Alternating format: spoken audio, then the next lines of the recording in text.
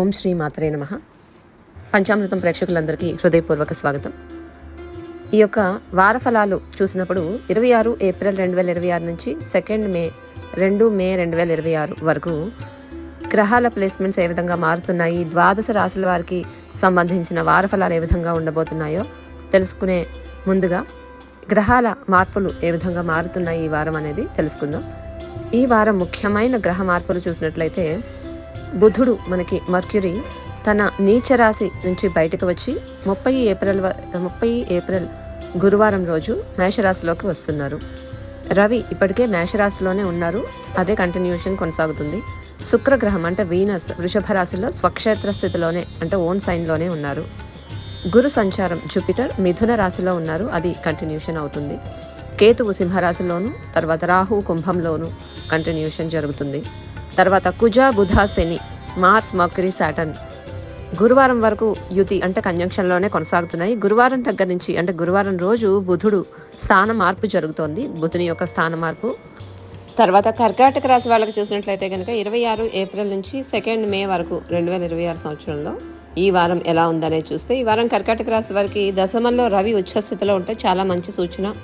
ముఖ్యంగా జాబ్ విషయంలో మంచి ఫలితాలు వచ్చే అవకాశాలు వీళ్ళకి కనిపిస్తున్నాయి. అంటే జాబ్ అంటే వీళ్ళు ఏ పని అయితే చేస్తారో ఏ వర్క్, ఆ వర్క్లో వీళ్ళకి మంచి ఫలితాలు సాధించే అవకాశాలు ఈ వారం కనిపిస్తున్నాయి. గ్రహస్థితి చూసినట్లయితే దశమంలో రవి ఉచ్చ స్థానంలో ఉన్నారు. 10వ స్థానం ప్రొఫెషన్ ప్లస్ కర్మస్థానం. సో కర్మస్థానంలో రవి ఉచ్చస్థితిలో ఉండడం చాలా మంచిది. లాభంలో శుక్రుడు, లాభస్థానంలో ఏ గ్రహం ఉన్నా అద్భుత ఫలితాలు ఇస్తారు. శుక్రుడు లాభంలో ఉంటూ స్వక్షేత్రంలో ఉన్నారు. చంద్రుడి సంచారం 2, 3, 4 స్థానాల్లో ఉంటుంది. 30వ తేదీన చూసినట్లయితే బుధుడు మారుతున్నారు, మీనా నుంచి మేషంలోకి వెళ్తున్నారు బుధుడు. అంటే ఆల్రెడీ నీచ స్థితిలో ఉన్న బుధుడు 30వ తేదీన శత్రుక్షేత్రంలోకి వెళ్తున్నారు. ఈ 4 మనకి మార్పులు జరుగుతున్నాయి. అంటే ఈ 4 గ్రహాలు కూడా వీళ్ళకి అనుకూలం, కొంతవరకు పర్వాలేదని చెప్పుకోవచ్చు. కాకపోతే అనుకూలించేవి వీటిలో 3 గ్రహాలు.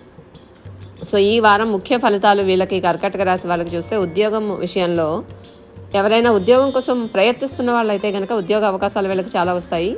ఉద్యోగం లేని వాళ్ళకి ఉద్యోగ అవకాశాలు వస్తాయి, అది వీళ్ళు ఉపయోగించుకోగలగాలి. ఉద్యోగస్తులకైతే ప్రొఫెషనల్గా సాటిస్ఫాక్షన్ ఉంటుంది. వాళ్ళు చేసేది, వాళ్ళు చేయాల్సిన టార్గెట్స్ ఏవైతే ఉంటాయో పూర్తి చేసే అవకాశం వస్తుంది. ప్రమోషన్ లేదా ఇంక్రిమెంట్స్ వచ్చిన వాళ్ళకి ప్లేస్ మార్పు వచ్చే అవకాశం కూడా కనిపిస్తుంది. ఆర్థికంగా కూడా వీళ్ళకి లాభాలు ఉంటాయి. శుక్రుడు లాభస్థానంలో ఉండడం వల్ల కొత్త పరిచయాలు, పాత స్నేహితులను కలుసుకోవడం, తర్వాత తీసుకునేటటువంటి నిర్ణయాల్లో వీళ్ళకి లాభం వచ్చే అవకాశాలు కూడా కనిపిస్తున్నాయి. వాహనాల కొనుగోలు, అమ్మకాల్లో కూడా అనుకూలంగా ఉంటుంది వీళ్ళకి ఈ టైంలో. తర్వాత కుటుంబ విషయాల్లో కూడా వీళ్ళకి పర్వాలేదు, కొంతవరకు ఎమోషనల్గా ఉంటారు. ఉద్యోగంలో ఉన్నటువంటి రెస్పాన్సిబిలిటీస్ కారణంగా దూరంగా వెళ్ళే అవకాశాలు, దూరంగా ఉండే అవకాశాలు కూడా ఉంటాయి ఈ వారంలో. భార్యాభర్తల మధ్య కూడా కొంత దూరం ఏర్పడే అవకాశాలు ఈ వారం ఉంటాయి.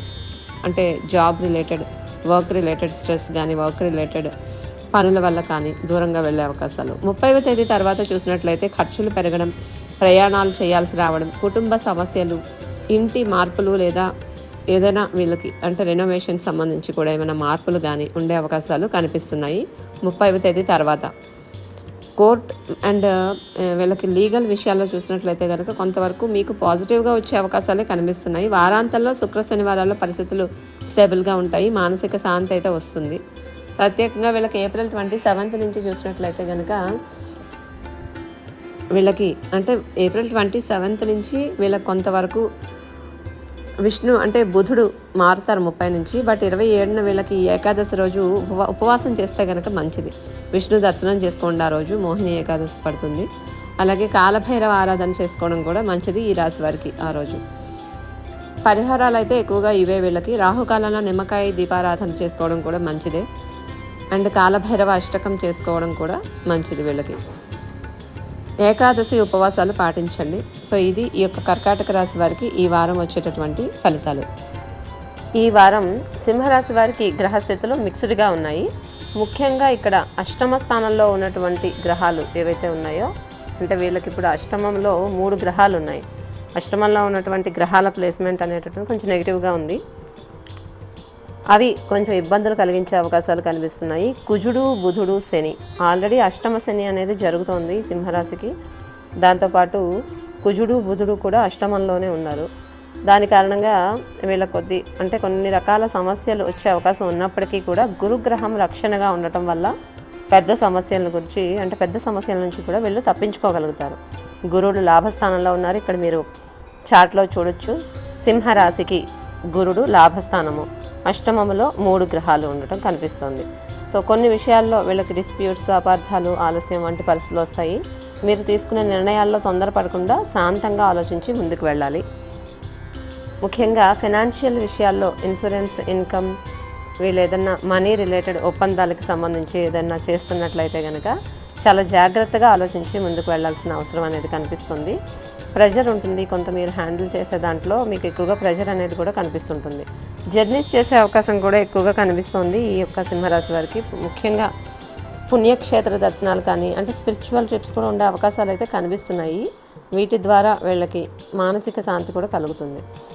సో కుటుంబ విషయాలు, తర్వాత ఖర్చులు కొంత పెరిగే సూచనలు ఉన్నాయి ఈ వారం చంద్రుని యొక్క మార్పు అనేటటువంటిది సింహ, కన్య, తుల మీదుగానే వెళ్తుంది కాబట్టి రాశిలో ఉన్న చంద్రుడు కొంతవరకు కూడా మంచి రిజల్ట్ ఇస్తారు ఒప్పందాల విషయంలో కానీ డీల్స్ విషయంలో. బట్ వీళ్ళకి మెయిన్ అష్టమంలో 3 గ్రహాల సంచారం అనేది చాలా నెగిటివ్గా ఉంది.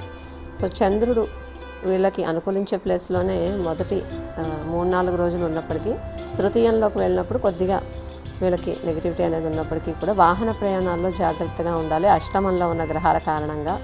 అండ్ కోపం అనేది నియంత్రణ చేసుకోగలగాలి. పెద్ద నిర్ణయాలు ఆలోచించి ఎక్కువగా వెరిఫై చేసుకొని వీళ్ళు ముందుకు వెళ్ళాల్సిన అవసరం ఉంటుంది. ఈ సింహరాశి వారికి గురుబలం తోడుగా ఉన్నంత వరకు కూడా పర్వాలేదు. గురుబలం అనేది వీళ్ళకి జూన్ 1 వరకు ఉంటుంది. ఈ వారం అయితే వీళ్ళకి కంప్లీట్గా గురుబలం ఉంది కాబట్టి ఈ వారంలో అష్టమంలో ఉన్న గ్రహాల నెగిటివిటీ ఉన్నప్పటికీ కూడా గురుబలం కంప్లీట్గా వీళ్ళకి సేవ్ అవుతుంది. శుక్రుడు ఈ సింహరాశికి 10వ స్థానంలో ఉన్నారు. దశమంలో శుక్రుడు ఉండడం అనేటటువంటిది మంచిదే.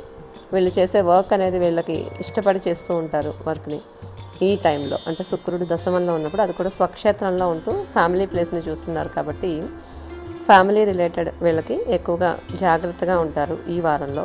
తర్వాత వీళ్ళకి ఆల్రెడీ రాహు సప్తమంలోను, కేతువు రాశిలోనూ ఉన్న ప్లేస్మెంట్ జరుగుతూనే ఉంది.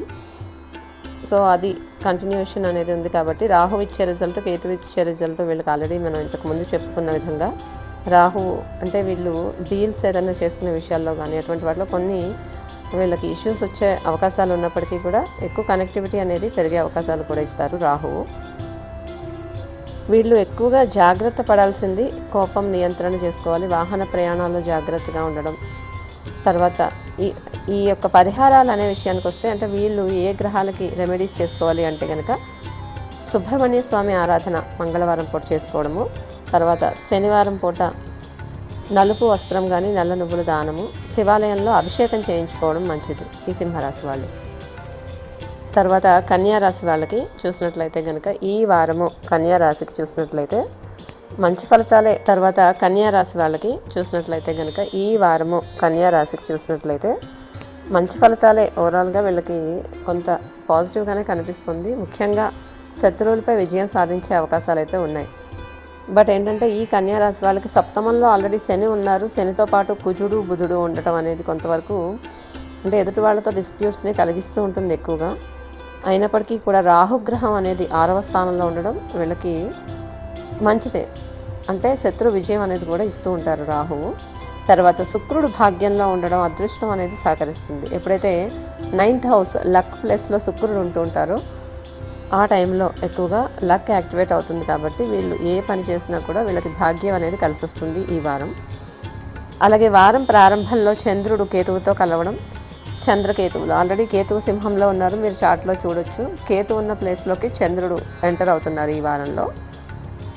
సో కొంత కన్ఫ్యూజన్, అనవసరమైన ఆలోచనలు అనేవి కనిపిస్తూ ఉంటాయి. చిన్న విషయాలను కూడా ఎక్కువగా ఆలోచిస్తూ ఉంటారు ఈ వారం మొదటి 2 రోజులు కూడా. తర్వాత మధ్యవారం నుంచి పరిస్థితులు మెరుగుపడతాయి. ఫైనాన్షియల్, ఫ్యామిలీ, ఇన్వెస్ట్మెంట్ విషయాల్లో మంచి నిర్ణయాలు తీసుకోగలిగే అవకాశం ఉంటుంది. అయితే వీళ్ళకి పార్ట్నర్షిప్ విషయాల్లో కానీ మ్యారిటల్ లైఫ్లో కానీ కొంత జాగ్రత్త అవసరం. ఎందుకంటే వీళ్ళకి సప్తమంలోనే శని, కుజ, బుధ 3 గ్రహాలు ఉన్నాయి. కుజుడు, శని 2 కూడా అగ్రెసివ్, అంటే కొంచెం కుజుడు అగ్రెసివ్ ప్లానెటే. అలాంటి ప్లానెట్ సప్తమంలో ఉండటం అపార్థాలు అంటే పెద్దవిగా అయ్యే అవకాశాలు, చిన్న అపార్థాలు పెద్దవిగా అయ్యే అవకాశాలు ఉంటూ ఉంటాయి. ఈ వారంలో కొంచెం కేర్గా ఉండాలి. సో ఈ కన్యా రాశి వాళ్ళకి చంద్రగమనం కొద్దిగా ఎక్కువ అంటే ఓవర్ థింకింగ్ అనేది కనిపిస్తూ ఉంటుంది ఫస్ట్ 3-4 డేస్ కూడా వారంలో. తర్వాత మెల్లగా చంద్రుడు మూవ్ అయిన తర్వాత మంచి రిజల్ట్సే ఉంటాయి. తర్వాత వీళ్ళకి తీసుకోవాల్సిన జాగ్రత్తలు ఈ వారంలో పార్ట్నర్షిప్లో డీల్స్లో జాగ్రత్తగా ఉండాలి. మాట్లాడేటప్పుడు ఎక్కువగా ఆవేశంగా మాట్లాడకూడదు. ఫైనాన్షియల్ డెసిషన్స్ కేర్ఫుల్గా తీసుకోవాలి ఈ వారం. తర్వాత వీళ్ళు చేసుకోవాల్సిన పరిహారాలు, వీళ్ళు ఎక్కువగా శివుని అభిషేకాలు చేసుకోవడము, దానాలు అంటే శివునికి సంబంధించిన అభిషేకము, తర్వాత దానాలు ఎక్కువగా చేసుకోవడం అవసరము. రవికి సంబంధించిన, రవి అష్టమంలో ఉన్నారు కాబట్టి హెల్త్ పరంగా రవిచ్చే కొంతవరకు వేడి చేయడం అలాంటివి ఎక్కువగా వేడి వల్ల వచ్చేటటువంటి ఇష్యూస్ అనేవి ఉంటూ ఉంటాయి. దానికి రవి గ్రహానికి ఆదిత్య హృదయ స్తోత్రం చేసుకోవడము, తర్వాత శని కుజ బుధ సుబ్రహ్మణ్య ఆరాధన, శనేశ్వరుని నవగ్రహ ధ్యాన మంత్రాస్ చేసుకోవడము, ఇవి ఎక్కువగా వీళ్ళకి నెగిటివిటీని తగ్గిస్తాయి. ప్రతిరోజు కూడా ధ్యానం చేసుకోవడం మంచిది. సో ఇది ఈ కన్యా రాశి వారికి వచ్చేటటువంటి రిజల్ట్స్ ఈ వారం.